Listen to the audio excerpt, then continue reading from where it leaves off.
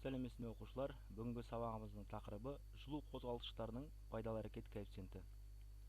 Мен физика пәнінің мұғалімі Рашидов Руслан.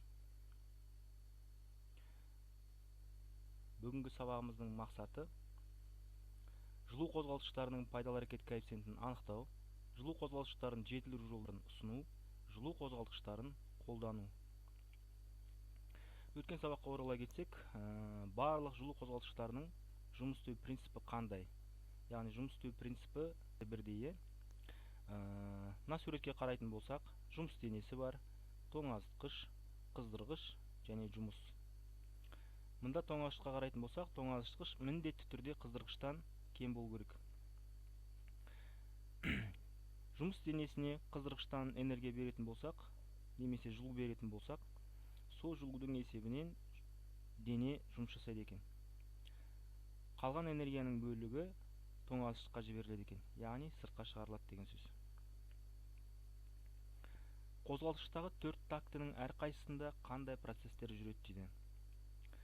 Біз бірінші тактіге қарайтын болсақ, бірінші такты сору деп аталады, екінші такты сығу, үшінші такты жұмыс жүрісі, төртінші такты шығару деп аталады. Бірінші тактіге қарайтын болсақ, бірінші клапан ашылады, ауа цилиндрге келіп енеді, ішінде жанармаймен араласып бір қоспа пайда болады. Екінші тактіде сол қоспа сығылады, үшінші тактіде шам ұшқын береді, соның есебіне жаңағы қоспамыз жанады. Немесе кішігірім жарылыс болады деп айтылады. Соның есебінен поршень төмен қарай қозғалады. Келесі жұмыс жүрісі, поршень жоғары қарай көтеріледі. Мұнда екінші клапан ашылып, бағанағы жанып біткеннен кейінгі газдар сыртқа шығарылады екен. Жылу қозғалтқыштары пайдалы әрекет коэффициентінің бүгінгі жоспарымыз қозғалтқыштың пайдалы әрекет коэффициенті, пайдалы әрекет коэффициентінің температураға тәуелділігі, жылу қозғалтқыштарының пайдасы, қоршаған ортаға кері әсері, оны жою жолдары. Физикалық негізгі ұғымдары: Q1 қыздырғыштан алынатын жылу мөлшері, Q2 тоңазытқышқа беру жылу мөлшері, және де жұмысты табу үшін біз Q1-ден Q2-ні алып тастау керек екенбіз. Негізгі формулаға қарайтын болсақ, eta тең болады A пайдалы жұмысты Q1-ге бөледі екенбіз. Бұндағы әріп eta деп аталады екен, грек әрпі. AP дегеніміз қозғалтқыштың атқаратын пайдалы жұмысы, Q1 дегеніміз қыздырғыштың жылу мөлшері. Енді бұл A-ның орнына бағанағы Q1 минус Q2-ні қоятын болсақ, бізде мынандай формула пайда болады екен. Eta тең болады Q1 алынған Q2 бөлінген Q1. Бұл жерде пайдалы әрекет коэффициенті міндетті түрде бірден кіші болу керек екен. Және де Q2 нөлден кіші болу керек. Бағанағы жылу мөлшерінің орнына біз температурадан пайдалана алады екенбіз. Яғни eta тең болады T1 алынған T2 бөлінген T1. Бұл жердегі T1 дегеніміз ең жоғарғы жаңағы температура, қыздырғыштың температурасы. T2 ең төменгі жаңағы тоңазытқыштың температурасы екен. Пайдалы әрекет коэффициентін 1824 жылы француз ғалымы Садио Карно жаңағы ойлап тапқан екен. Техникалық құрылғыларды қарастыратын болсақ, қыздыру шамы 3% құрайды екен, дизель қозғалтқышы 30%, газ турбинасы 36%, бу турбинасы 35-46, электровоз 90%-ды құрайды екен пайдалы әрекет коэффициенті. Енді мына есепке назар аударайық. Егер турбинаға температурасы 480 градус бу еніп дейді, сыртқа шыққанда 300 градусқа дейін суитын болса, онда бу турбинасының пәгі неге тең? Бұл есепті шығару үшін біз ең бірінші насан мәндеріне мән береміз. Бірінші, турбинаға температурасы десе, бұл қыздырғыш болады, бұл 480-ге тең, біз жазып қойдық. T1 тең 480. Сыртқа шыққанда 300 градусқа дейін суитын болса дейді. Яғни суитын болса, ол тоңазытқыш, яғни біз оны T2 деп белгілейміз. 300 градус табу керек пайдалы әрекет коэффициенті. Халықаралық бірліктер жүйесіне келтіретін болсақ, 480 мен 300-ге 273. Сол кезде бізде осындай 753, 573 деген сандар пайда болды. Енді бұл есепті шешу үшін eta тең болады T1 алынған T2 бөлінген T1 деген формуланы пайдаланамыз.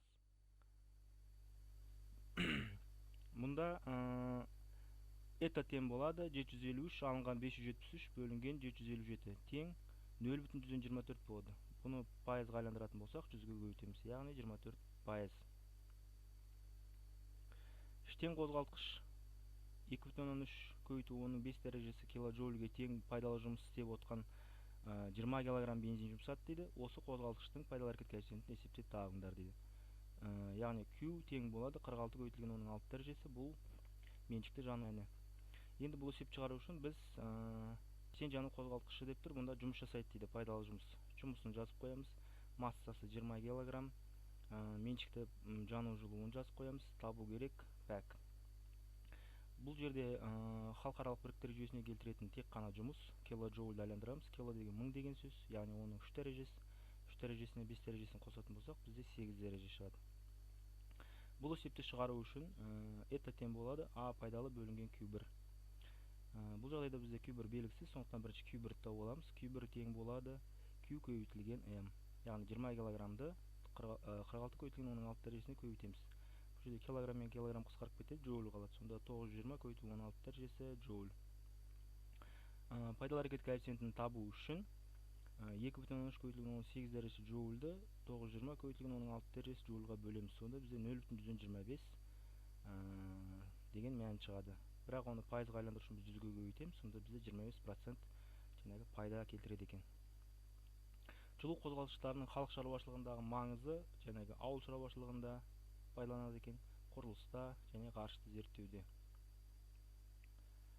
Проблемалық өзек мәселелердің туындауы осы қозғалтқыштарды пайдаланатын автомобильдердің, тағы басқа жаңағы транспорттық жүйелердің сыртқа газ бөлуінде екен. Жағымсыз жаңағы зиянды газдардың бөлуінде екен.